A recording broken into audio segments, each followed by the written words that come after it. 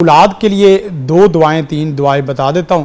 ایک تو ربی حبلی من الصالحین اور دوسرا ربی لا تذرنی فردا وانت خیر الوارثین اور تیسرا ہے ربنا حب لنا من ازواجنا وذریاتنا قرۃ اعین واجعلنا للمتقین اماما. یہ پڑھنے کے تین طریقے ہیں اس کے. دیکھیں ہمارے ہاں پڑھنے کا طریقہ وہ نہیں سمجھا جاتا. ایک تو یہ کہ اذان فجر اور نماز فجر کے درمیان میں یہ پڑھنی ہے 11 دفعہ. دوسرا یہ ہے کہ روزانہ 2 رکعت نماز حاجت پڑھ کے سجدے میں جا کے یہ 10-11 دفعہ پڑھ کے آسمان کی طرف دعا کر کے دیکھنا ہے یا اللہ 2 جملے بولنے اس نے. اولاد نہ ہو, کوئی بھی بے اولاد آدمی اس کی اولاد نہ ہو تو اللہ آپ جو نا وہ اس وظیفے کے اوپر کوئی بھی کلیم بلیم کر سکتے ہیں. اولاد یقینی ہے.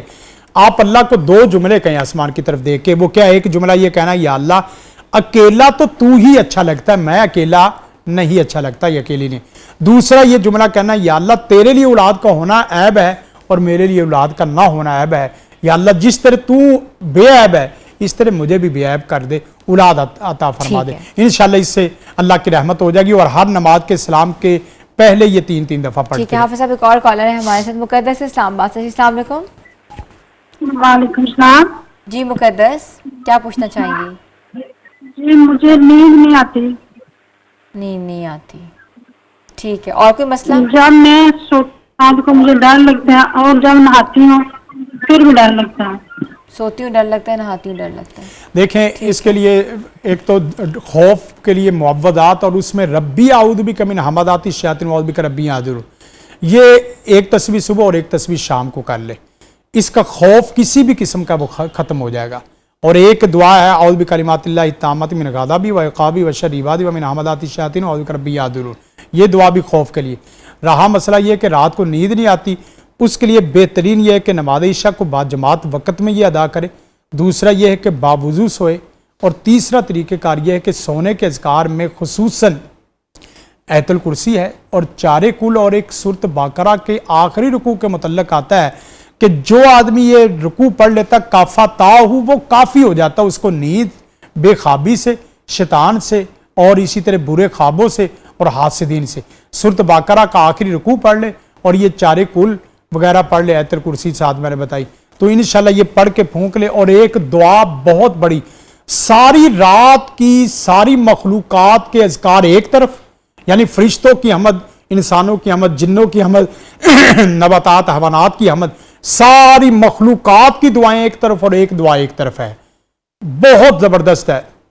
حدیث میں آتا فقد حمد اللہ بجمیع حامد الخلق کی کلہم الحمدللہ الذی کفانی وآوانی الحمدللہ الذی اطعمانی وسقانی الحمدللہ الذی من علی فافضل اللہم انی اسألک بعزتک ان تنجینی من النار. حدیث میں آتا فقد حمد اللہ بجمیع محامد الخلق کلہم, پوری کائنات تخلیقات اور مخلوقات کی حمد ایک طرف اور ایک دعا ایک طرف. کون ایسا ولی اور کون ایسا نیک آدمی ہے کہ جو فرشتوں سے, انسانوں اور جنوں سے زیادہ اللہ کی حمد کرتا ہو.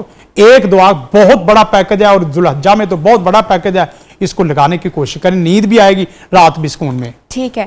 اچھا آج کل آپ کو پتہ ہے ذی الحج کا مہینہ حج کا مہینہ ہے. لوگ جو ہیں حج پہ جاتے ہیں اور یہاں لوگ جو بیٹھے ہوتے ہیں وہ صرف دیکھ رہے ہوتے ہیں اور دعا کر رہے ہوتے ہیں کہ ان کو بھی حج کی سعادت نصیب ہو. تو اس کے لیے کوئی دعا ہے؟ دیکھیں بہت زبردست دعا ہے. آپ جو بھی آدمی عمرہ کرنا چاہتا ہے اور اس کے پاس ایک ٹیڑی پیسہ روپے ٹکا روپے نہیں ہے, جو آدمی حج کرنا چاہتا ہے اس کے لیے کچھ اس کے پاس نہیں ہے, وہ آدمی یہ دعا, میں نے پیچھے رمضان سے پہلے وہ تجربہ کیا, اللہ تعالیٰ نے فوری بلا لیا.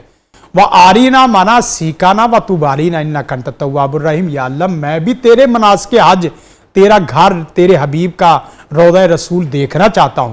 یہ نماز کے اینڈ پہ اور اسی طرح ہر نماز میں 7 دفعہ پڑھتا رہے. یقین کرے جس نے بھی یہ تجربہ کیا اللہ نے اس کو عمرہ کروا دیا ہے. جس نے بھی یہ تجربہ کیا اللہ تعالیٰ نے اس کو من مراد پوری کی ہے. سیدنا ابراہیم علیہ السلام کی جو دعائیں ہیں, اس وقت ہم قربانی ایک ان کی سنت والا عمل کر رہے ہیں. سیدنا ابراہیم علیہ السلام کی دعائیں اتنی اہم ہیں, اس میں سے ایک حسبنا اللہ ونعم الوکیل. آپ کے سامنے کوئی جہنم جیسی حسد کی آگ جلا دے, آپ اس وظیفے سے پڑھنے کے بعد نکل جاتے ہیں. ربنا علیک توکلنا والیک انبنا والیک المصیر. اور اسی طرح ربنا لا تجعلنا فتنۃ للذین کفروا واغفر لنا. اور ربنا بس کوئی بچہ کسی کا ادارہ, کمپنی اور گھر نہیں چل رہا تعلیم کے اعتبار سے, ان کے لیے سب سے بڑا پیکج ہے اللہ کے رسول صلی اللہ علیہ وسلم کی یہ دعا کا نتیجہ ہے رسول کائنات اس دعا کا کہ مکہ آباد ہوا ہے، مدینہ آباد ہوا ہے رسول کائنات کی جو نا وہ ذات بابرکت سے ربنا وابعث فیہم رسولا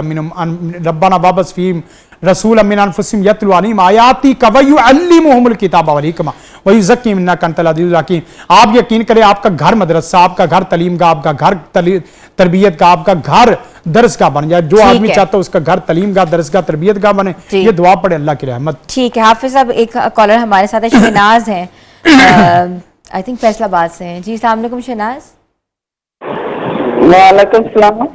جی کیا پوچھنا چاہیں گی حافظ صاحب سے آپ؟ میں حافظ صاحب سے پوچھنی، میرے گھر کے حالات بہت خراب ہیں، ان کو دعا وظیفہ دستے میں اپنے مالی حالات ٹھیک کریں پڑھ کے۔ گھر کے حالات بہت خراب ہے، کوئی وظیفہ بتائیں۔ دیکھیں ایک تو یہ ہے کہ گھر میں 6 سورتیں لگا دے، سورت باقرہ، رحمان اور یاسین، یہ صبح تلاوت ترجمے کے ساتھ لگائے، ہر میں مکے کا امام یا مدینے کا امام لے، اور سورت فتح، حشر، تغابن یہ عصر کے وقت لگا دے، اور چلتے پھرتے یہ 4 تسبیحات وہ پڑھتی رہے، اس سے رزق کی بھرمار ہو جائے گی اللہ تعالیٰ کی رحمت سے۔ ایک تو سبحان اللہ و بحمدہ سبحان اللہ العظیم، سبحان اللہ و بحمدہ سبحان اللہ العظیم، اس سے رزق بہت زیادہ کثرت سے آتا ہے۔ اور ایک دعا اللہم اکفینی بحلالک عن حرامک واغنینی بفضلک عمن سواک، اس دعا کو بھی صبح و شام 7 دفعہ پڑھ لے۔